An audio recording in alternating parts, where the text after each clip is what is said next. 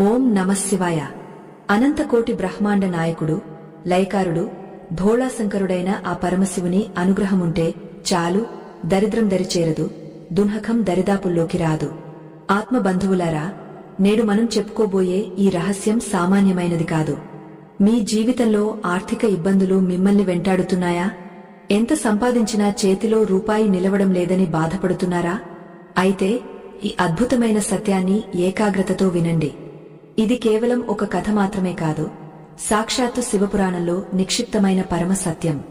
ఈ రహస్యాన్ని తెలుసుకోకుండా నిర్లక్ష్యం చేయడమంటే మీ అదృష్టాన్ని మీరే తృణీకరించుకోవడమే. ఈ లోకంలో ప్రతి మనిషికి ఏదో ఒక లోటు ఉంటుంది. కొందరికి ధనం ఉంటుంది కాని మనశ్శాంతి ఉండదు. మరికొందరికి కుటుంబం ఉంటుంది కాని ఆర్థిక స్థిరత్వం ఉండదు. వీటన్నింటికీ మూల కారణం మన జాతకంలోని గ్రహదోషాలు మరియు మనం తెలియక చేసే కర్మ.